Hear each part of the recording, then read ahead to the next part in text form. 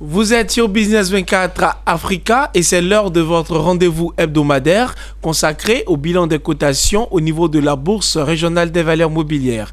Mesdames et messieurs, en plus des questions boursières, de façon exceptionnelle, nous parlerons également de formation au cours de cette émission. Restez branchés sur votre poste téléviseur, nous vous retrouvons après le jingle. A tout de suite.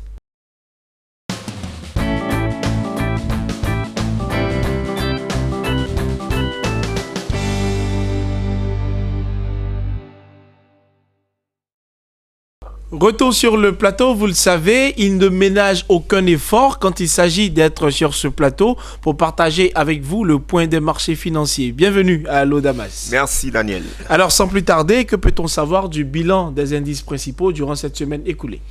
Bien, en ce qui concerne les indices principaux, il faut noter que le BRVM10 est passé de 169,01 à 168,07 points, soit une baisse hebdomadaire de 0,56%.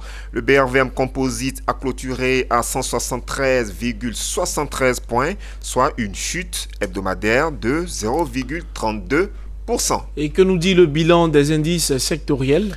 En ce qui concerne les indices sectoriels, il faut noter que le BRVM Industrie a enregistré une hausse hebdomadaire de 3,83%. Le BRVM Service Public a progressé de 0,08%. Le BRVM Finance s'est amélioré de 0,16%. Le BRVM Transport a fait preuve d'une accélération hebdomadaire de 2,02%.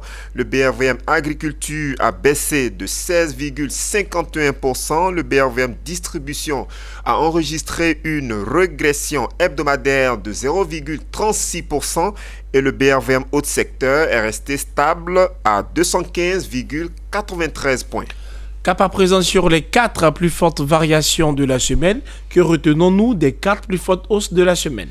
Alors Daniel, la plus importante progression du marché des actions a été notée sur la valeur Crown CM Côte d'Ivoire qui est passée de 250 à 300 francs CFA, soit une hausse hebdomadaire de 20%. Le titre Citab Côte d'Ivoire a clôturé à 1230 francs CFA, soit un bond de 14,42%. La valeur Ecobank Côte d'Ivoire est passée de 3195 à 3600 francs CFA, soit une progression de 12,68%. On termine avec le titre Uniwax Côte d'Ivoire qui est passé de 2300 à 2500 francs CFA, soit une amélioration hebdomadaire de 8,70%. Alors, Lodamas, que retenir des 4 plus fortes baisses de la semaine ? S'agissant des 4 plus importantes baisses de la semaine, il faut retenir que le titre SAPH Côte d'Ivoire a dégringolé de 25% en clôturant à 2700 francs CFA. La valeur SOGB Côte d'Ivoire est passée de 2405 à 2100 francs CFA, soit un repli hebdomadaire de 12,68%. Le titre Bernabé Côte d'Ivoire a terminé son parcours en brandissant une cotation de 1950 francs CFA, soit une baisse de 10,76%. Et la valeur Neïceda Côte d'Ivoire est passée de 405 à 370 francs CFA, soit une régression hebdomadaire de 8,64%. Le bilan des cotations au niveau de la Bourse régionale des valeurs mobilières, mesdames et messieurs, c'est sur Business 24 Africa. À votre rendez-vous hebdomadaire, Business Matin spécial Bourse. Nous abordons la question des valeurs à surveiller. Il y en a combien cette semaine ? Alors cette semaine, notre commentaire va porter sur 2 valeurs essentiellement. En l'occurrence, le titre Aura Group Togo et la valeur SAPH Côte d'Ivoire. Qu'est-ce qu'on retient de Aura Group Togo ? Alors, s'agissant d'Aura Group Togo, il faut noter que cette nouvelle valeur bancaire est passée de 4200 à 4165 francs CFA, soit une chute hebdomadaire de 0,83%. Alors, après avoir réalisé une offre publique de vente portant sur un montant de plus de 56 milliards de francs CFA. Cette offre publique de vente, on le rappelle, s'est déroulée du 29 octobre au 22 novembre 2018. Donc, Aura Group, après donc, cette opération financière, a fait son entrée officielle le 16 avril 2019 au niveau du compartiment des actions de la BRVM. Ok. Donc, Aura Group est la 15e banque cotée au niveau du marché des actions de la BRVM. Et par ricochet, on peut dire que quand on fait le décompte des sociétés cotées sur le marché des actions de la BRVM, on est donc passé de 45 sociétés à 46 sociétés dorénavant. D'accord? Donc, le coût de référence de l'action Aura Group était fixé à 4100 francs CFA et le titre a terminé sa première journée de cotation à 4200 francs CFA. Mais on rappelle, c'est important de le préciser, que cette nouvelle valeur bancaire a terminé la semaine boursière écoulée en s'affichant à 4165 francs CFA, ce qui représente une baisse hebdomadaire de 0,83%.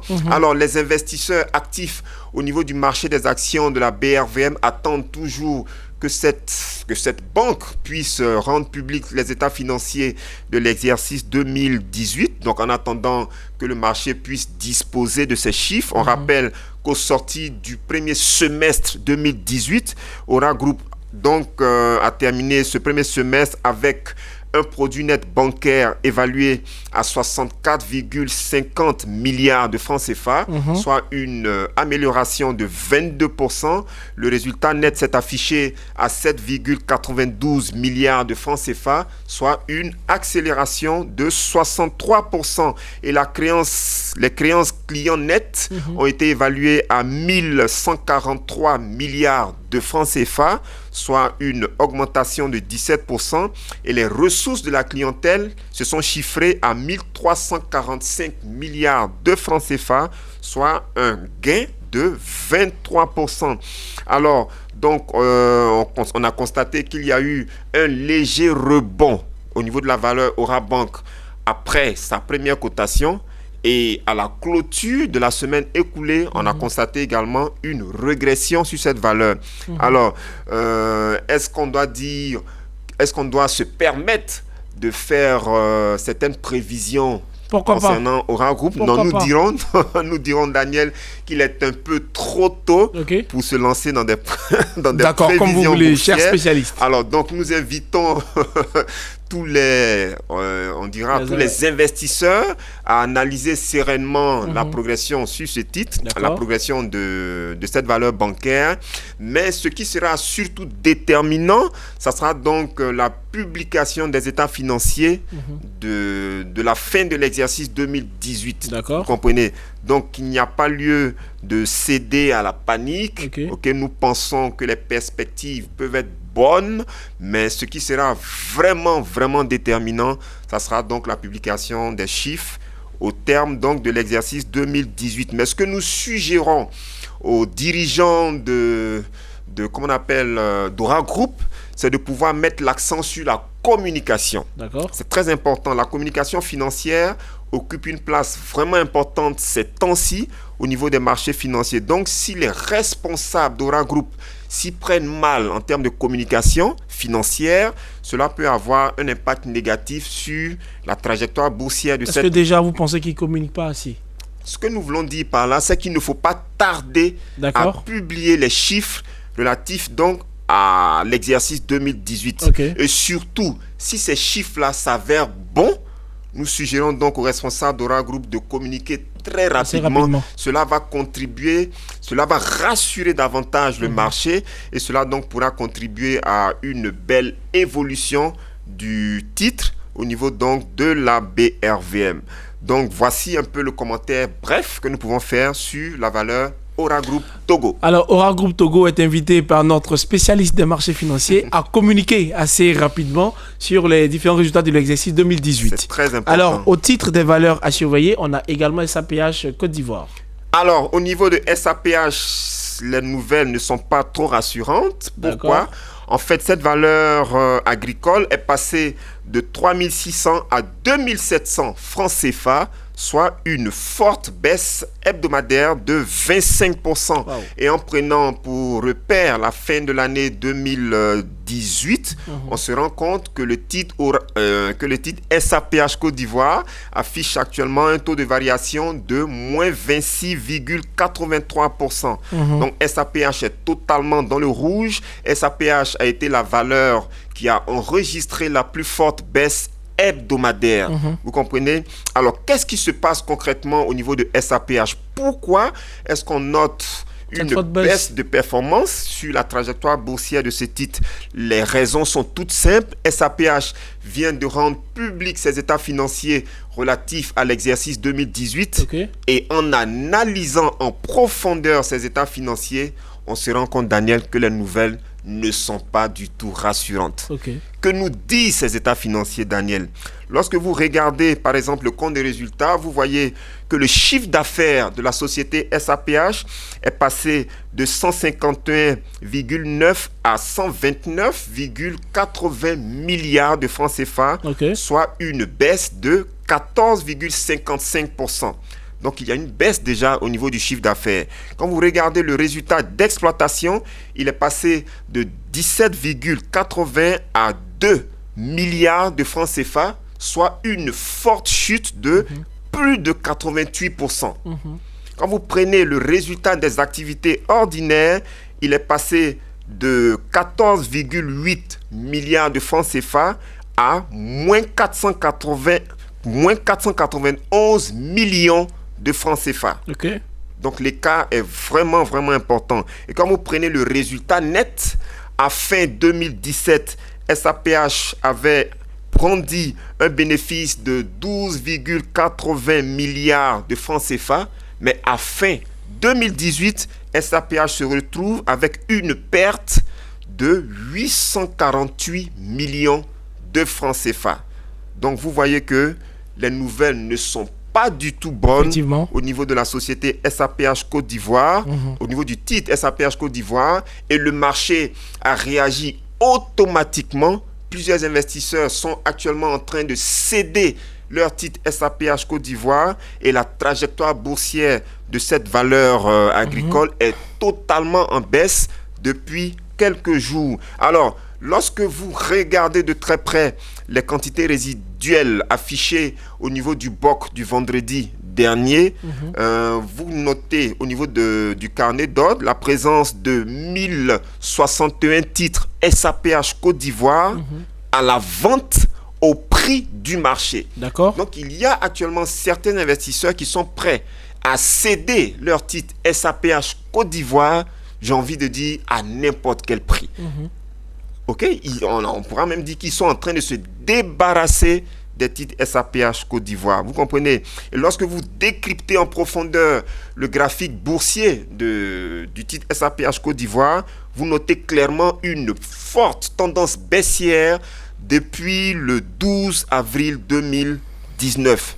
Donc, eu égard à tout ce qui précède, nous pensons, en termes de prévision boursière, qu'il est fort probable que ce mouvement baissier qu'on constate actuellement sur le titre SAPH, il est donc fort probable qu'il se poursuive dans les jours à venir. Okay. Alors, en termes, puisque nous sommes actuellement en pleine période d'organisation des assemblées générales, les actionnaires de la SAPH sont conviés à une assemblée générale, enfin à l'assemblée générale de cette société qui se tiendra le 8 mai 2019 à Abidjan. Et les dirigeants de la SAPH, de toute évidence, ne prévoient pas distribuer de dividendes aux actionnaires. Alors, le conseil que nous pouvons donner à tous ceux qui vont prendre part à cette assemblée générale, c'est qu'il sera vraiment important de comprendre un certain nombre de choses.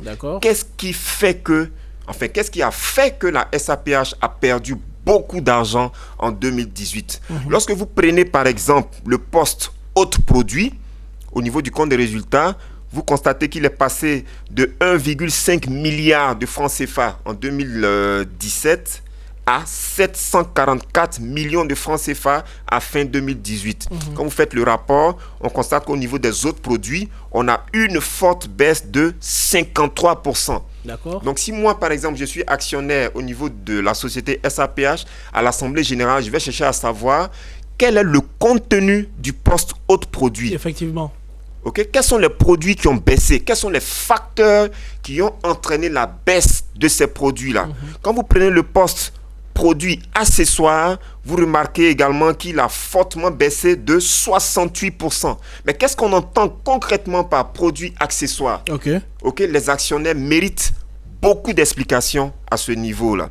Vous comprenez? Donc, vous leur recommandez de prendre part à l'Assemblée générale. Il faut prendre part à l'Assemblée générale et au sortir de l'Assemblée générale, chaque actionnaire de la SAPH est censé savoir exactement qu'est-ce qui n'a pas marché en 2018. Dernier détail, rapidement, parce qu'en fait, Daniel, en tant qu'investisseur, pour prendre des décisions d'investissement, il ne faut pas seulement regarder ce qui s'est passé en 2018. D'accord. En 2018, lorsque vous observez de très près l'évolution des coûts mondiaux du caoutchouc, vous remarquez qu'il y a eu une forte baisse sur la période sur la période allant de juin à novembre en 2018. Il y a eu une forte baisse. Mais depuis l'entame de l'année 2019, on note sur le marché international du caoutchouc, on note donc une inversion de tendance.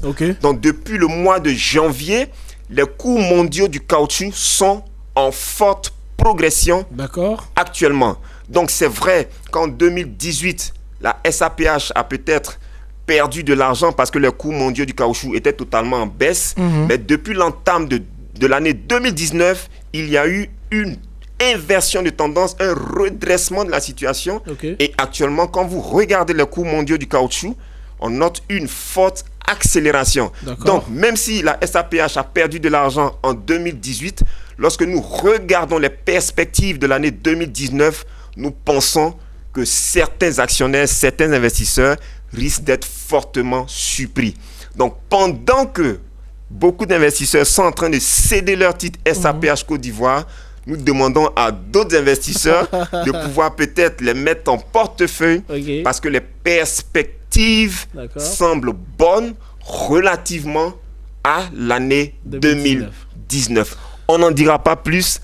Dans les prochaines semaines, on va donc approfondir l'analyse sur la valeur SAPH. Alors, les perspectives semblent bonnes en ce qui concerne le titre SAPH Côte d'Ivoire pour les résultats de 2019. Oui. Alors, Lodamas, nous vous disons merci. Merci, Daniel. Merci d'être toujours disponible sur ce plateau. Mesdames et messieurs, c'est le moment d'aborder la deuxième partie de cette émission. Nous parlerons de formation. À tout de suite.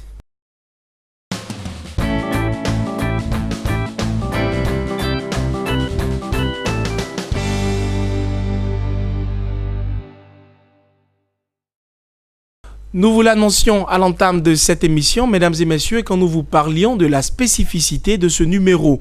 Eh bien, c'est l'heure de recevoir M. Laurent Zeyi. Il est directeur du CIDEC International, entendez le Centre International pour le Développement des Compétences. Bienvenue à vous. Merci. Alors, sans plus tarder, avec vous, nous allons parler du lancement de la 4e promotion de l'Executive Doctorate in Business Administration de l'Académie des sciences de management de Paris à Abidjan. Alors, première question, qu'est-ce qu'on doit savoir de ce lancement?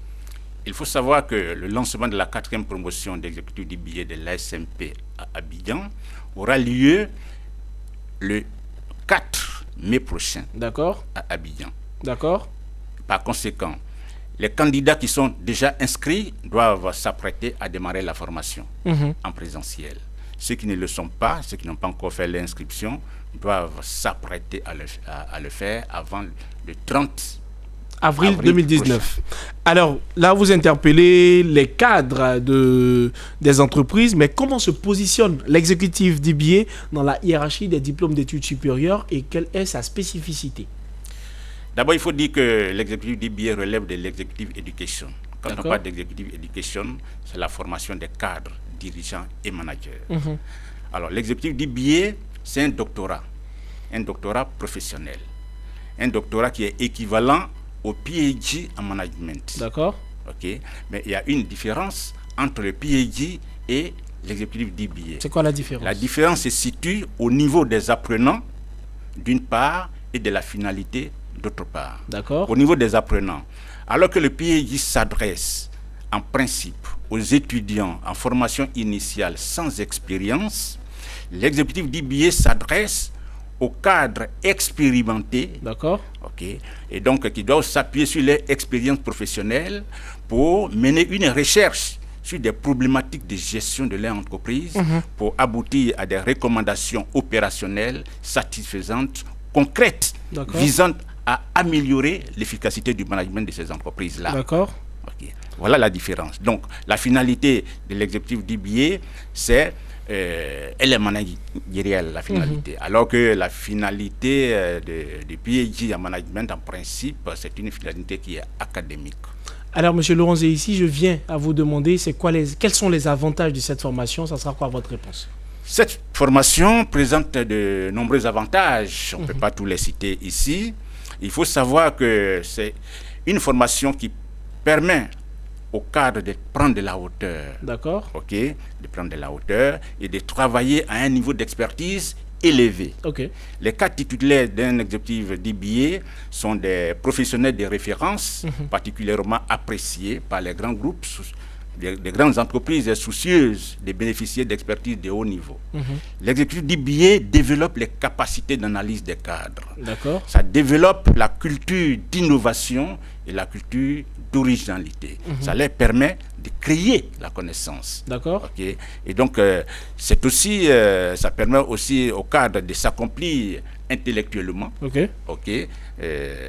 Donc, il faut savoir que c'est un diplôme qui a de nombreux avantages. Alors, à vous entendre, c'est sûr que quelques téléspectateurs ont bien envie de savoir les conditions d'accès à cette formation. Pour avoir accès à cette formation, il faut remplir essentiellement 2 conditions. Lesquelles? La première, c'est qu'il faut être titulaire d'un diplôme de Bac plus 5. D'accord. Un diplôme de Bac plus 5 authentifié. OK. OK. Ici, on n'a pas besoin de valorisation d'acquis professionnels. Non. Il faut avoir un diplôme de Bac plus 5 pour faire l'exécutif DBA de l'Académie des sciences du management de Paris. Première condition. Première condition. La deuxième condition, il faut avoir au minimum 5 ans d'expérience professionnelle. D'accord. Parce que l'exécutif DBA repose avant tout sur l'expérience professionnelle des cadres. D'accord. Et ceux qui sont en formation aujourd'hui, c'est des gens qui ont, pour certains, 30 ans d'expérience professionnelle. Okay. D'autres 20 ans, 25 ans. Quand on parle de 5 ans, c'est vraiment le minimum. Le minimum. Okay. Alors, donc, ces derniers-là rentrent aisément dans le carnet bas. Un cadre expérimenté, un cadre confirmé. D'accord. Okay. Justement, comment la formation se déroule-t-elle?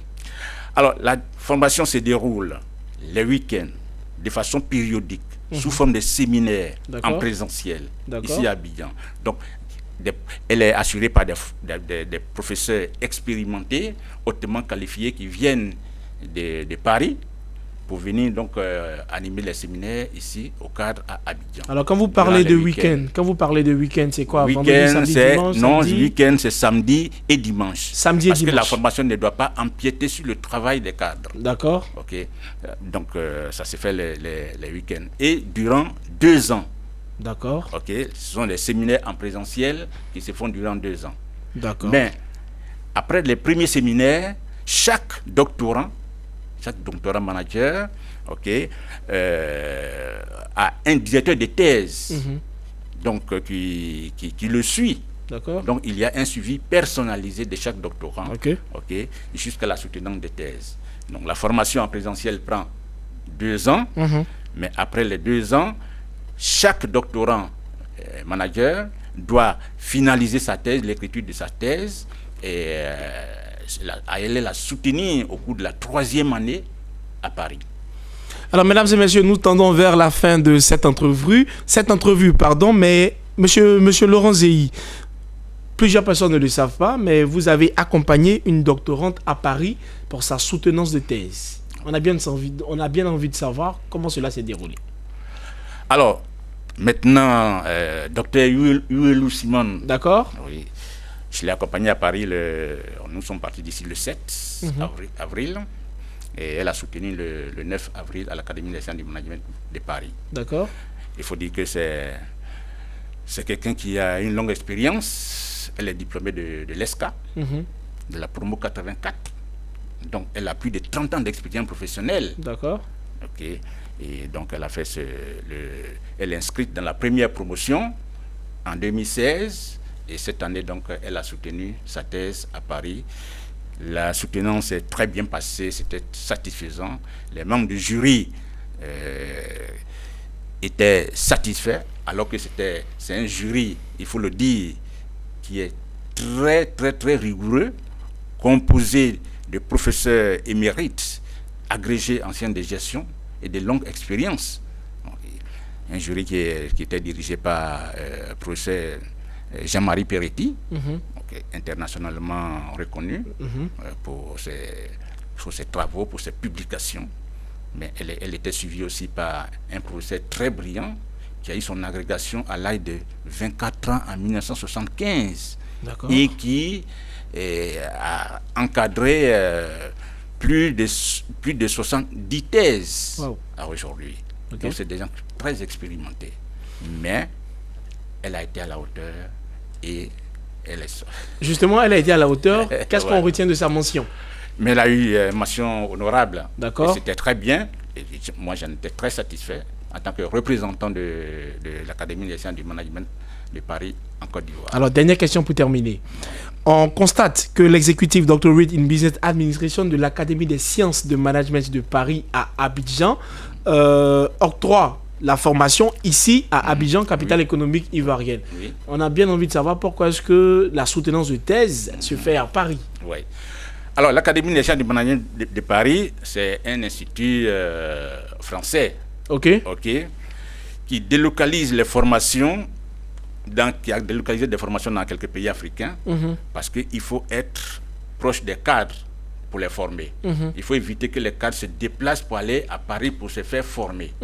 Donc, pour la formation en présentiel, ce sont les professeurs qui se déplacent pour venir ici. Mais une fois la formation terminée, et que le doctorant a fini de rédiger sa thèse, il doit se rendre à Paris pour la soutenir devant un jury de l'Académie des sciences du management. Et c'est très important. C'est ce qui se passe dans tous les pays où sont implantés des sites de l'Académie des sciences du management de Paris. Alors, le temps qui nous est imparti, allègrement à la fin, s'il y a un appel à lancer... Il faut dire qu'il n'y a pas que la Côte d'Ivoire. Ils sont aujourd'hui implantés. Ils sont d'abord implantés comme on appelle, au Maroc, en Tunisie, au Sénégal, au Cameroun, au Gabon maintenant, et même au Burkina maintenant. Alors, vous avez la caméra en face de vous. Plusieurs téléspectateurs, assez de cadres vous regardent. Quel est l'appel à leur lancer? Mais ce que je voulais dire, c'est que le programme doctoral est un programme très intéressant. Le programme d'exécutif du billet est un programme très intéressant pour les cadres. C'est passionnant. D'accord. Que les cadres n'hésitent pas, à s'inscrire pour cette formation. Même quand l'effectif maxi est de 15 personnes. Ça, il faut le souligner. Alors, donc, il faut se dépêcher quand même. L'effectif maximum, c'est 15 personnes. Souvent, on peut pousser jusqu'à 20, mais normalement, c'est 15 personnes. Alors, et donc, c'est une formation qui constitue une source de création de valeur pour les entreprises elles-mêmes. Parce que le doctorant manager qui fait la recherche, pour l'entreprise, apporte quelque chose de plus à l'entreprise. De nouveau à l'entreprise. C'est quelque chose de très important. Les entreprises doivent, elles aussi, encourager leurs cadres à faire cette formation. Déjà, il y a de grandes entreprises de la place qui financent la formation pour leurs cadres. D'accord. Ça, c'est très intéressant. Merci à Laurent Zéhi d'être passé sur notre plateau. Merci. Alors, vous étiez sur ce plateau pour nous parler du lancement de la 4e promotion de l'exécutif Doctorate in Business Administration de l'Académie des sciences de management de Paris à Abidjan. Mesdames et messieurs, cadres d'entreprise, vous êtes détenteurs d'un bac plus 5 accompagné de 5 ans d'expérience. N'hésitez pas de rentrer en contact avec monsieur Laurent Zéhi. Pour l'heure, nous vous disons au revoir et merci de nous avoir suivis.